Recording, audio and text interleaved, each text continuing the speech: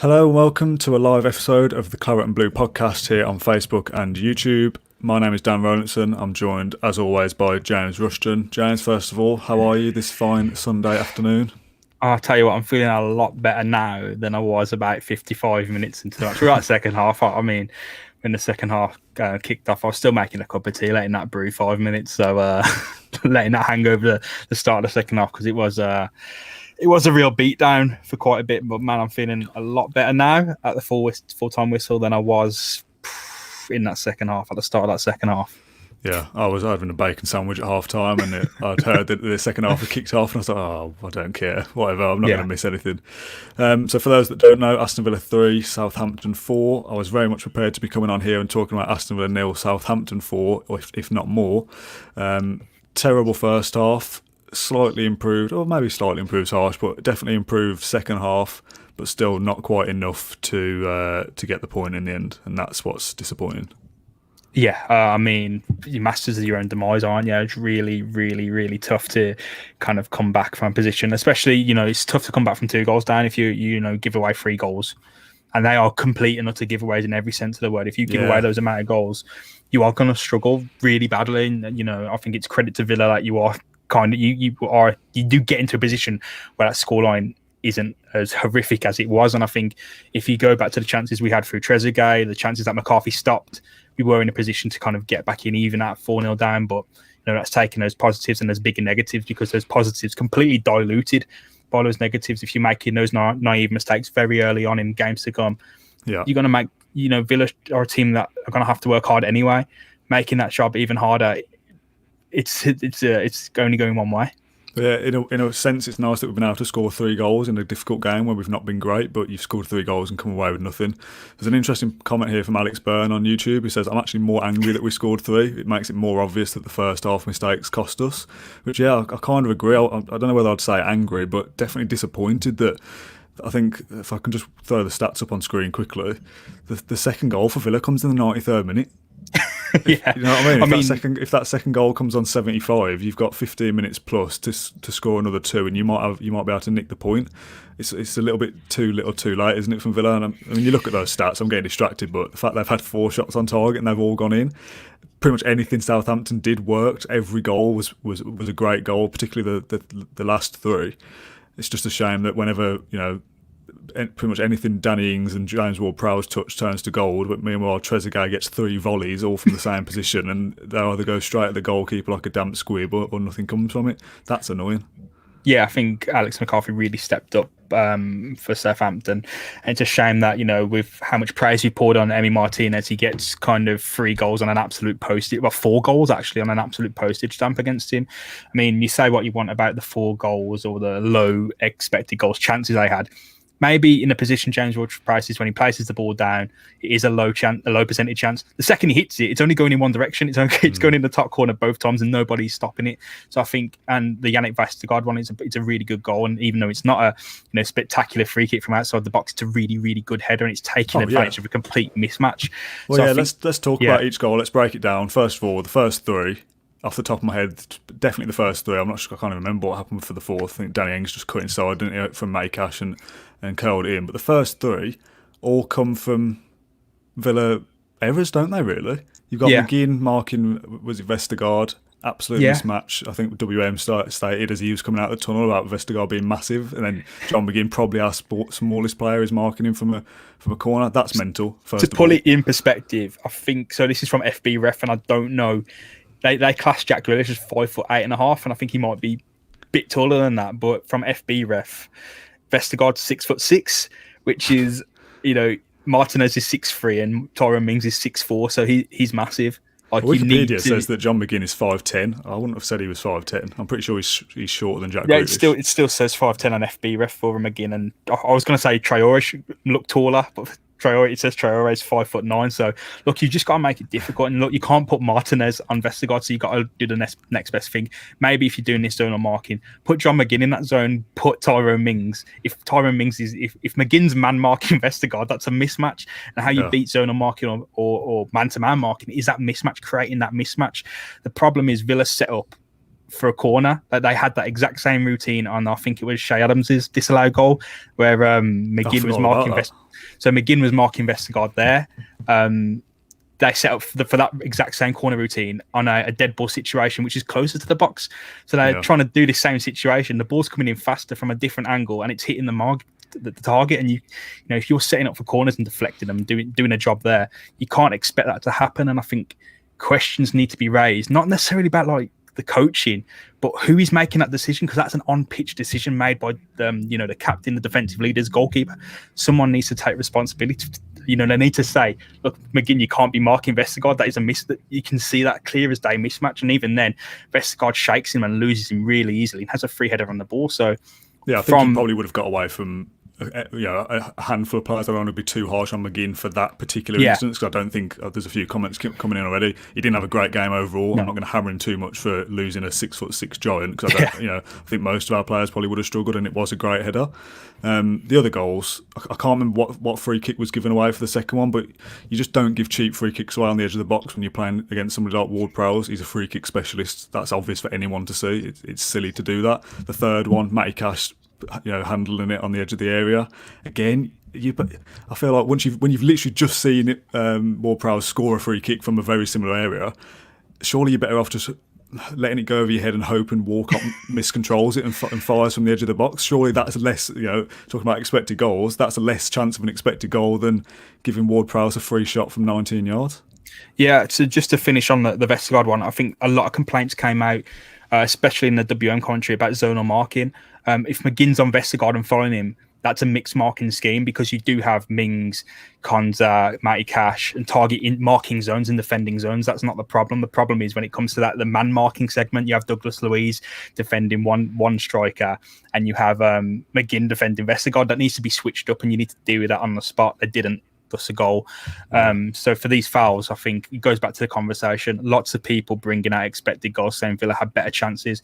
Look, that shot may have been a low percentage shot from James Ward-Prowse. He had 2 chances to do the exact same shot from low percentage positions. I'd argue when that shot is given, again, there's only one place those strikes are going in. You don't give Banksy like a free wall to paint on, do you? It's like you can't make it that easy. And Villa, for 3 goals, made it specifically easy for Southampton to do a very specific job.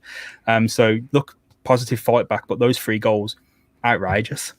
Yeah, well, there's a lot of interesting comments coming through, actually, and do remind me, I will come back to these a little bit later in the episode. I just want to finally try and wrap up as much of the game as we can before going through any specifics. The 2 free kicks, though, not taking anything away from Ward-Prowse. Excellent technique, very, very good free kick take. Even for the first one, you're looking at it going, Christ, this is dangerous. For the second one, I'm sat there thinking, this might be a bit too close to get it up and over the wall. But again, very, very, very good technique. A little bit disappointing that Tyrone Mings doesn't jump in the wall, but you can't have it. That was an annoying one to kind of. Maybe he thinks he's going to go under the wall, but surely all of the wall needs to be in unison, doing either staying on the floor or all going up. I don't know. It's just one of those things, isn't it? Again, excellent technique, and by that point, the game is basically over. It comes to that handball with Matty Cash. It's like, I would rather you let Walcott test the keeper, give him the chance to shoot. He might miscontrol it for a start. Yeah, where it comes to Tyrone Mings, if he thinks it's going under, I'd rather they try and do that, try and trick the wall rather than doing the obvious thing going up and over, because James Ward-Prowse is gonna score that. He's been doing that since he was 17. Like, this is a very obvious thing, and it needs to be stopped, because you give those 2 exact chances away. He buries one, you give him a chance to do the exact same thing again, which is a big problem.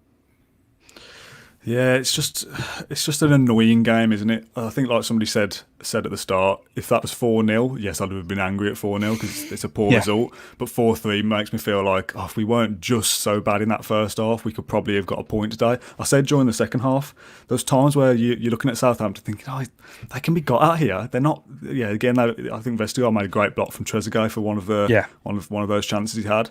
But they weren't like solid defensively. It wasn't an easy, comfortable game for Southampton. There's a few people saying that they've taken their foot off the gas in the second half, and that's how Villa have got back into it. Which, yes, I understand. There probably is a little bit of that, but Villa looked like they could still create chances, and that Southampton could be got at. So I think if it isn't 4-0 at half time or 3-0, whatever it was, Villa have got a chance to get something out of that game in the end, and we've just made it too difficult for ourselves, and that's what I'm disappointed with more than anything. Yeah, those three chances immediately. You have the disallowed goal early on. You have loads of warning shots, and Villa don't react to these warning shots. Yeah. One of the goals, the marking routine, it's the same one they set up exact for a corner, and they get tested and they get played. So yeah, they did make it really hard for themselves. But the good thing about all these goals is they're very specific types of goals that surely, now between now and the next match, you can look at that and correct those mistakes, because you look at the performance in general, largely from open play, pretty positive. It was just in those set pieces and the decisions leading up to giving those set pieces, which were a massive, massive problem, and it completely lopsided the game for us. Where does that come from then? That is it a lack of discipline? Is it a lack of concentration? Why are we so vulnerable in those instances? I mean, it's weird, isn't it? Football is a strange game. We've all said that the bump is coming. It's you win the first 4. I'm not expecting to win every game, but that's 7 goals now against Leeds and Southampton. Now that is a little bit of a concern. I'm not going to sit here and go, oh God, relegation battle incoming, because I don't think that's accurate either. But I'm a little bit concerned that sometimes it can be a little bit too easy to play against us. Southampton just had their way for the first half, said, yeah, this is what we're going to do. We're going to play our own game, 3-0, be comfortable, take our foot off the gas in the second half and still be good enough to beat Villa. Same with Leeds. And that's a little bit of a concern. Do you agree? Yeah, the annoying thing is, I think it's those matches, the fact that we're back-to-back. If that Leicester match had split them, we're having a different conversation. So I think it'd be really tilting into a negative bias based on the last 2 matches, and the Leeds one was pretty outrageous, but this one I think Villa may should take a lot of shine towards the end and maybe dent those negative expectations. But look, again, it goes back to the first half. It just wasn't good enough, giving yourself that much hard work to do. You have to, Southampton did stop pretty much playing after 4-0, but they had every right to. You 4 goals up. Most teams do take the foot off the gas, and Villa had every chance to get back into the game because Southampton were 4 goals up. We're testing you now. We're putting the impetus on you to come back into this game. Villa did, but they left it. 1 goal was 62 minutes. The next 2 were in injury time. So, but they had their chances, and Southampton were very, very comfortable in throwing in the heroic blocks, making the last gas phase and forcing Villa to do everything just to get back in that game. So, yeah, there's some pretty. It's bittersweet, I think, is how you class it. And in reality, I haven't heard what Dean Smith said yet, because I'd probably still say he would say that that's only two bad one halves of football, a bad half against Leeds and a bad half against Southampton. So I don't want to kind of throw the baby out with the bathwater and say that it's all doom and gloom, because I don't think that's true. And if weird things happen and the dodgy Arsenal turn up next game and we manage to beat them, things do look different. It's just, I think, because we've won the first 4, we're all sitting here getting a little bit carried away, and now it's all brought us down to reality a little bit and gone, okay, let's not get too silly. Villa can still be vulnerable in this league, and that's to be expected, isn't it? Yeah, I mean, I think before the season, you look at Southampton as a team you want to kind of track. You either want to be on Southampton's level or just beneath them, because that means you've improved from last season. So I'd be lying if I didn't expect we might lose by 1-0, and technically there is only a 1 goal difference, so that probably carries in some odd way. But yeah, still, I think largely after seeing Villa's fight back and how Southampton were willing to give them all the ball, let them test them, I'm still pretty disheartened that it wasn't a draw in the end. There's an interesting point that I've just thought of. It's one of those weird hypothetical points that basically means nothing, so if regular viewers of the podcast would be unsurprised to hear me make a stupid point. But do you think, because I would still look at the end of the season and think that Villa, Leeds and Southampton will probably all be around the same area in the table, between 10th and 15th. I think all 3 of those teams will be around that area. So would you rather have lost to Leicester and Liverpool but beat Leeds and Southampton and taking points off your rivals, essentially? Or do you think it's nicer to have beaten the stronger teams and that these 2 games are just a blip? Or, like I said, it's kind of an irrelevant point, really, but you know what I mean? Yeah, instead of focusing on the exact teams we played, if you told me Villa would win 4 games out of their first 6, regardless of the scatter, snap your hand off right at the shoulder, your whole arm's coming with me. I'll be taking that straight there and then. I'm still incredibly optimistic about the performances in large that this team have put in. It's just these really silly moments. I think the Leeds game a massive outlier because we were completely run over, we were completely exploited. This one's a little different in some certain ways. We essentially mastered the entire match. We was like, Yeah. we'll create our own defeat, and then now we'll create our heroic escape from creating our own defeat. So it was pretty odd that way, to be fair. But look, 4 out of 6, 12 odd points. You've done a lot of the hard work. If you're talking about comfortably avoiding relegation and kicking on, you've done a lot of that hard work. I think where the disappointment comes in is people take that start and are thinking, you can really kick on now, which probably isn't going to be that much of the case. But look, we see what we turn out against Arsenal. I'm hoping for, if we are defeated, I hope it's because of an opposition masterclass and not us simply turning the board over for them. Yeah, I think to kind of put a nail in my own point there, I would rather have beaten Leicester and Liverpool, because I think it's better to beat better teams. It shows that Villa are capable of beating a good side, and the Liverpool game will, be historic and be iconic for how it went. I just think in terms of the points, if we are around the same position in the table as Leeds and Southampton, I would rather have gained points on them than gain points on Liverpool and Leicester. But I think if you're looking at the games individually, I think it's better to beat better sides. I just feel that's probably created more frustration, because I think, well, if we can humiliate Liverpool, why are we now being humiliated by Southampton and Leeds? Yeah, I think you go back to last season, one of the points I brought up a lot was there's 2 games that define Villa's season in large, and that was 2 losses to Bournemouth, where in the first one, again, you handed it completely to them. Yeah. I don't think Southampton are going to be in the same position as Bournemouth, but if you look at like West Brom, Sheffield United, not necessarily Leeds, but teams who might be in for a relegation scrap, if you were to hand 6 points to West Brom, then I'd be a worry, because those 6 points you handed to Bournemouth last season essentially created your own relegation scrap. If you just drew their matches, Bournemouth season and Villa season changes entirely. Yeah. So it does matter who you beat, but at the start of the season, I think those 12 points are incredibly important rather than the opposition. Well, let's go to some of these comments and questions then from that were coming in as we started. Stephen Irvine says, this game is a 90-minute game, so what's the issue that haunts us? Is it tactical in that we don't know how to break them down, or is it laziness? I don't think it's laziness. I don't think that's fair.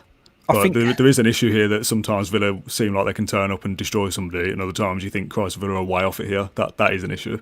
Yeah, I think like with a team with such a, it's like Leeds, Southampton have a distinct style, and they're going to stick to that style kind of regardless of who they face. There's a negative when they play Tottenham and they get busted on the high line, but there's positives in the matches they win.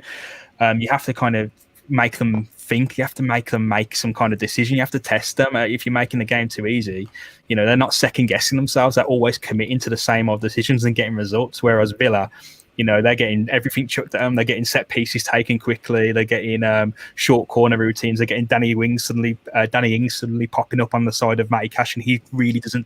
He's unsure where to commit because he's got some forward runners and a wing runner running at him. That wasn't the problem with Southampton. For Southampton, we just didn't force any decisions for them, whereas on our side we were forced into quick thinking, rapid decisions, and we lost all of them. We lost the Danny Ings goal when he's broke in from Matty Cash, and we lost that free kick routine when Vestergaard beats McGinn. We were tested there, and we failed to rise to the occasion. So I don't know who makes that decision. No, that's a problem. Who makes a decision to line up in that specific marking scheme for that specific? Because it's a corner scheme. It's the exact scheme they used at the corner, but it's not a corner. So who makes that decision? Because there's only like 20, 30 seconds between the foul and the set piece being taken. Yeah. So Dean Smith's not jogging down the touchline and screaming, is he? And he's not making that decision from that angle. So who is making that decision on the pitch to line up in such a way? That's an interesting point. I don't have an answer for. Obviously, we've not heard him say, but something is very, very clearly went wrong for that first goal in a horrendous way that really just threw Villa off their game. Yeah, and also the disallowed goals were in the first couple of minutes. Let's just quickly mention that. It's not offside, is it? It is, but it isn't. If that was against Villa, because as much as I can sit here and we can talk about VAR lots and lots of times, we've been on the receiving end of some bad things, we've been on the receiving end of some good things, as everyone knows. People never let us forget the Sheffield United Hawkeye thing. However, if that happened against Villa, I'd be fuming with that. I'm very grateful, and in the end, ultimately, it hasn't cost us anything anyway, or cost Southampton anything, sorry. But that wasn't an offside, was it, with all the lines up to the shoulder and all that? That's nonsense. I don't know what Villa fans want to hear, because, look, we've been bit by that rule on the exact same ruling so many times. So if it goes against us, we've got to go against Southampton, it's got to go against Shea Adams. Sorry about that. Yeah. Like I said, as a Villa fan, I'm not concerned about it. Yeah, As a football fan, if I'm taking off my claret and blue spectacles for a minute, I don't want to see stupid decisions like that because yeah. I don't think that should be offside. Anyway, Jimmy Elliott says they had 4 shots on target, 2 of which were free kicks. We battered them in the last 30 minutes. We tried to play out from the back early on and caught under their constant press and being caught on the ball in our own half. Are you massively concerned by anything that you've seen today, or do you think it's just one of those games where they've had exquisite finishing and Villa have made some decent chances in the game where Southampton take their foot off the gas, but not quite enough to get anything, and you just leave it at that and move on?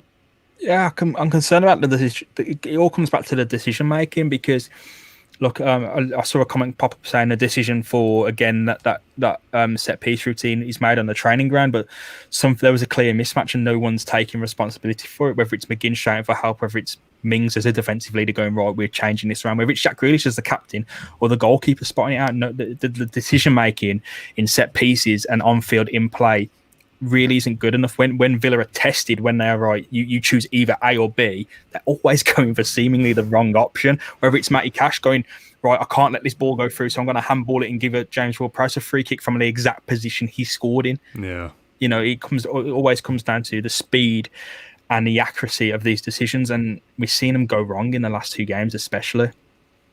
There's a comment here, and it's from somebody on Facebook, and I don't know whether it's a Villa fan or not. It might not be, but I wanted to raise it anyway, because if this is a Villa fan, I still think their viewpoint should be allowed to be put across.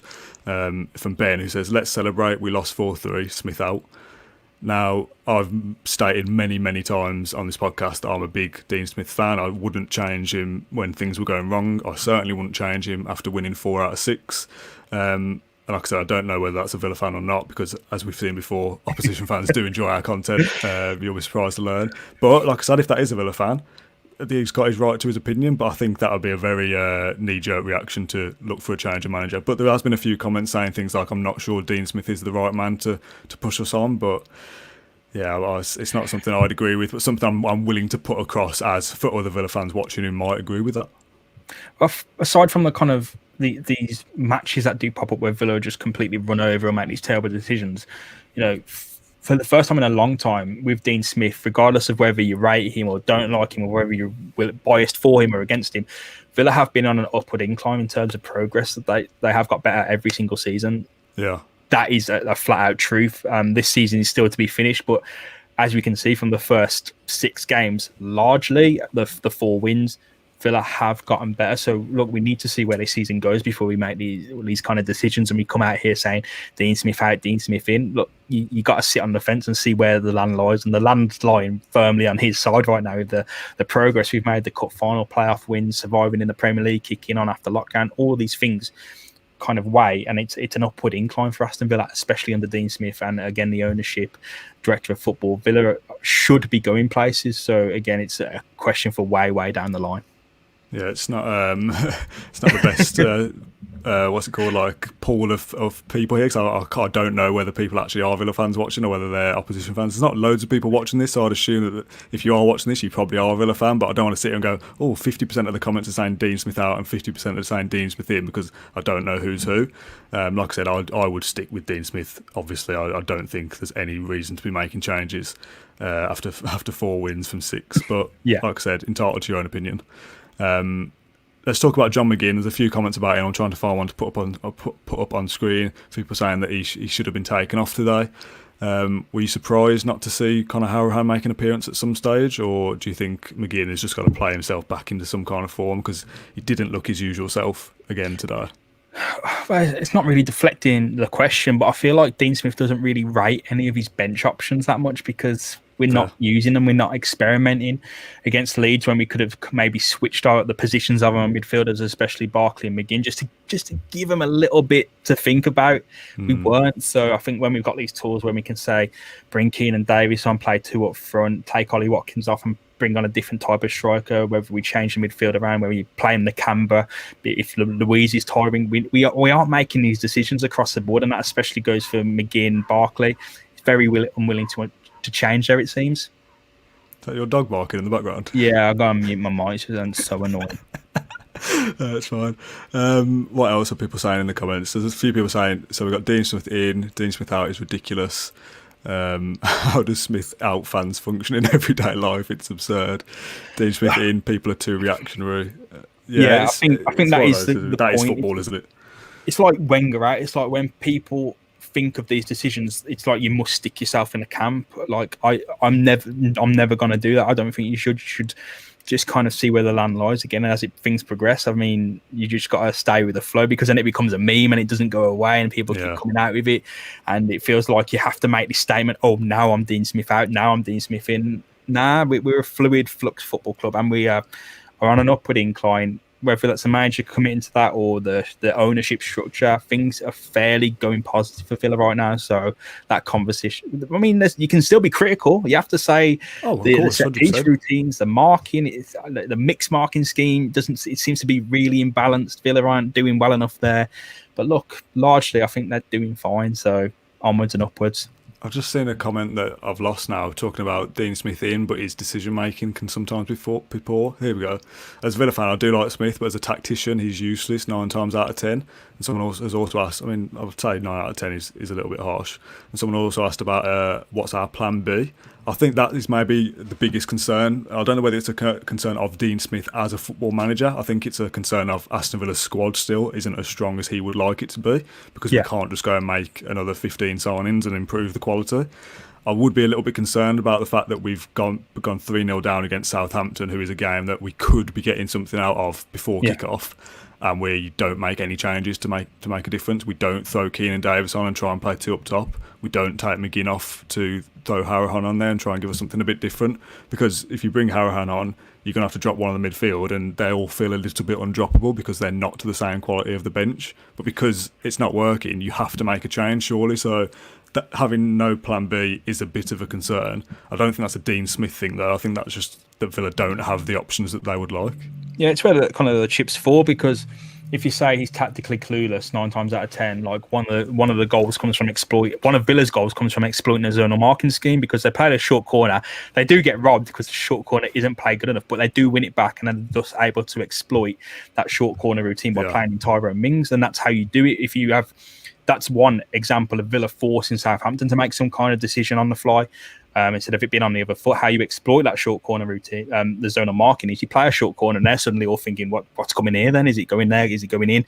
Are they playing it outright? You force them on the back foot all of a sudden, and then Villa, they lose the ball, win it back, and then get a goal, because that is a tactical decision that's been made. Someone has planned that routine, and that has to come from the coaches and the players on the field, because they've been coached. Then you get the negatives again, going back to that Yannick Vestergaard goal, hopefully for the last time today, where it is a bad decision that's made. So it's a mix. It really is a mixed bag tactically when it comes to Dean Smith. But I think mostly the right decisions are being made. I just don't think he has confidence in his bench or the depth of the squad, and that is a different issue entirely. Yeah, there's a great comment here from Liam who says Smith was a tactical mastermind after the Liverpool game, which, exactly, that's the point. Football is a very fickle game, isn't it? That, what is it, 3 or 4 games ago, we were all talking about how Dean Smith masterminded a win over Jurgen Klopp's Liverpool champions, and then a couple of games later we're going, oh, maybe Dean Smith isn't the man. That's the reactionary nature of football, isn't it? And I think it's important to try and find a bit more of a level mindset rather than being so fluctuating like that. I'm going to end with a point from Jimmy. I think I've put Jimmy on before. He said 4 wins out of 6. We'd all have taken that before the start of the season. It's just 2 losses on the bounce, which makes it feel all the more disappointing. Yeah. Which, that is the thing. It's 2 games in a row, 2 home games. And I know that home and away isn't really a thing anymore, but 2 home games against sides that you probably could be getting points out of after you've just won the first 4 as well. That's what makes it disappointing. I don't think in isolation losing against losing against Leeds and Southampton is a bad thing. It's just 2 games in a row after a great start that makes it feel worse. Yeah, exactly. I think largely there's still a lot of room for optimism, and reactionary goes both ways. It goes for positive and negatives. People can be reactionary and positive, reactionary and negative. I think you see a lot of people holding up the XG map after the game going, look at this, we were fantastic. And that wasn't the case. The only reason Villa were making good chances because there were 4 goals down. This is why we can't use that single game XG. It's why we can't lean too heavily in expected goals. And it's why we must remain at all times, when we can, balanced and ideally fairly optimistic about things, because 4 games out of 6, 4 wins, we're on a good. We should be on a good path, and hopefully we can kick on at the very least. You know, the low bar now is that's set a really, really good base for a comfortable finish to the season. So look, let's see where the land lies. We're only 6 games in. We've got a long way to go. Another international break. It's only 8 games to the January window, so we're going to be able to make transfers very, very soon. So like, I am not immediately concerned about the things that are going on. I'm just immediately concerned that Villa are a decent enough football team who are constantly making the wrong decisions at the start of games that are digging massive holes for themselves. Yeah.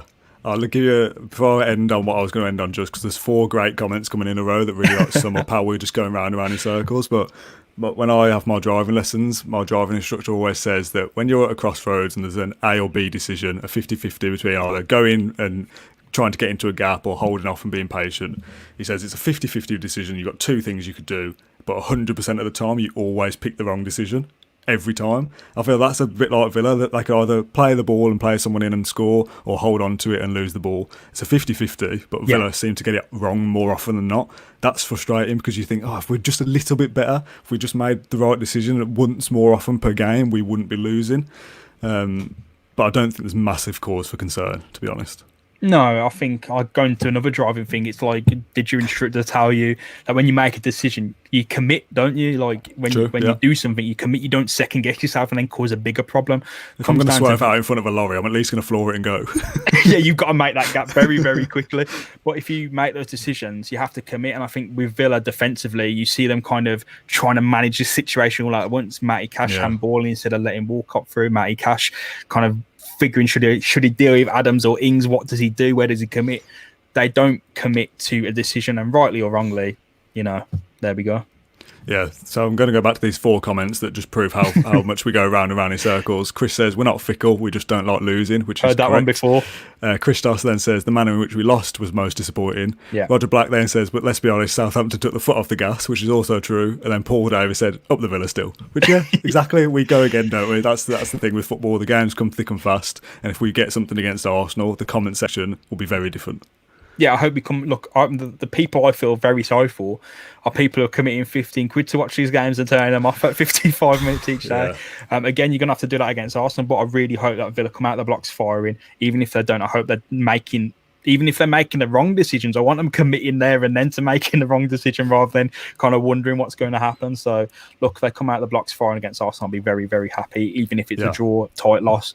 As long as you can kind of correct that momentum and kind of not brush these 2 games under the carpet, but learn from them and move on. And you got to keep that positive trend going, because Villa, as you put up on the screen, lovely, 6th place after 6 games.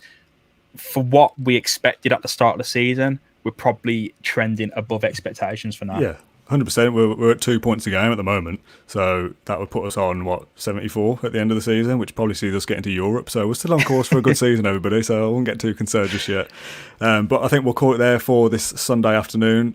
Thank you very much, James, for joining me. I do appreciate your thoughts on the game. And we'll either be back in the week for another catch-up on all things Villa, or it will be after the Arsenal game. I think we've got an AVFC extra coming up, haven't we? Do you want to give that a plug for those that are still watching? Yeah, so ideally you're listening to this, the full podcast in your podcast stream we're watching now. We've got an interview with Ben Dinnery, who knows all things injuries. He studies a lot of injury data, and we spoke to him about the ACL and MCL injuries suffered by Wesley and Tom Heaton. A little bit dated now because Wesley's back on the grass, but we're still expecting him to be back around about the time we said of January 2021.